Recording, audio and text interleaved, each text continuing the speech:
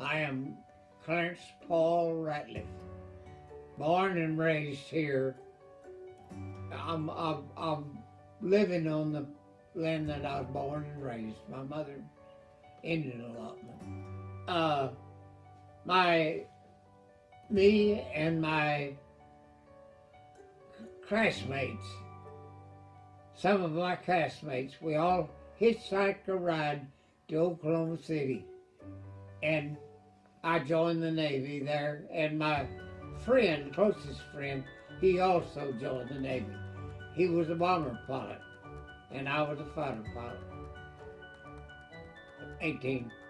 I went in at the start of the war, and I stayed in. In fact, I love the Navy so much, I wanted to just go regular Navy and stay in and retire from the Navy. But my wife's, well, what happened was at the same time I was doing all this, I got orders to go back, but this time it was to Hawaii. And I asked her to go with me, and she said, no, it's too far from Mama. I was a lieutenant. I started out as an innocent lieutenant, then lieutenant junior grade, and then lieutenant. Yeah. It was, for an old country boy, it was something else, you know. Boot camp, I mean,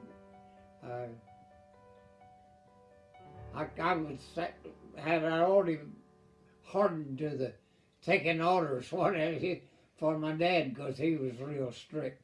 So the military didn't bother me that much.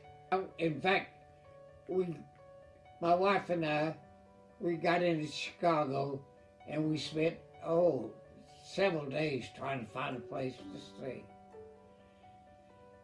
And finally we did, and I went out to the naval base and to go out and check out on the care landings. And they usually say it takes you several months, or maybe a month or more, to check out. And I went out and I checked out the first day. Where did I serve after boot camp?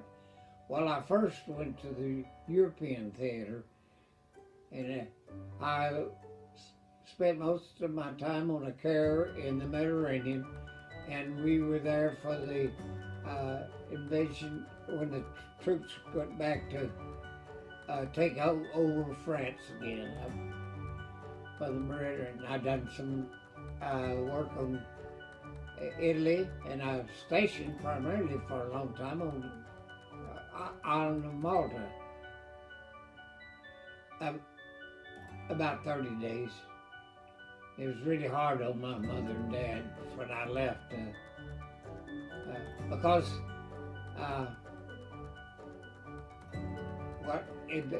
my first mission had in my squadron had a tremendous amount of casualties. We was at Iwo Jima, and I was sitting in my airplane on the catapult, ready to be launched. And a guy came up and knocked on the side of my airplane. It's 5 o'clock in the evening. He knocked on the side of my airplane, and he said, Ratliff, I'm a night fighter. I've come to take over.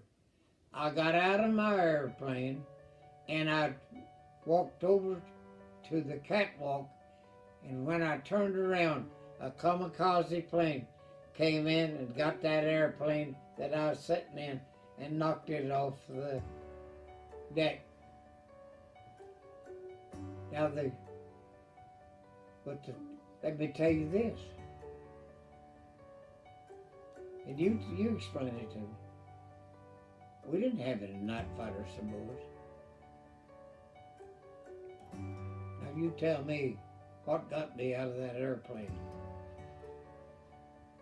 That's it. I can remember. I can see that guy with right today. I can still see him. He got in my airplane. I went over to the catwalk, turned around, and let that kamikaze come in and just took it right off. but here again, we didn't have any night fighters on that ship. And the Japanese caught the Monterey and almost sank it. Like that. And his payback to the Monterey was pull in beside the Missouri and watch the signing of the peace treaty. And that's the reason I got to stand on the deck. I saw them across, the Japanese coming across the bay. Yeah. I feel most fortunate. I stood up there and watched the whole thing. It ended this war. Brinkley Bass. In fact, they honored him. He was a wonderful person. And I looked up to him. He was my skipper. And I was his wingman. And he and I spent lots of time in the ready room talking to one another and talking about our flights and our missions and what have you. And we became very close. We were on a mission. And we were coming back from the mission, and he saw this guy on a motorcycle going down between two mountains. And he said, "Paul, you stay here. I'm going to go down and get that guy." And there's some other vehicles along there with him. And so I did. And when he went down there, he just came right back over. They got him, and he crashed right behind me. I love the military. I didn't think I would. Even though I had one of my older brothers was a colonel in the military. But I did. I enjoyed my military life. I sure did. The discipline and everything. Yes, I think it would be good for, in fact, I have said, I think every young man should spend some time in the military. Learn to take orders and to be humble at times, you know. Yep, I got a good grandson in the Marines. Yep. I'm really proud of him. I sure am. America, it's the home of the brave.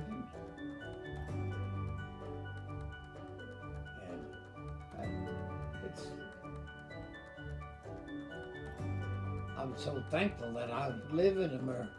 I am. Freedom. I do what I want to do. As long as we have enough law, we have to live within the law. But I think our form of government and democracy is the right way to go. I just really do. That's hard for me to answer. I love patriotism. I love being the son of a minister. You know, loving the Lord is the most important thing in my life. It's like, yeah. And the Lord says, taking care of this little man. I used to be flying my airplane on a mission going in, and I always said a prayer. And I could feel him inside my cockpit. Yep.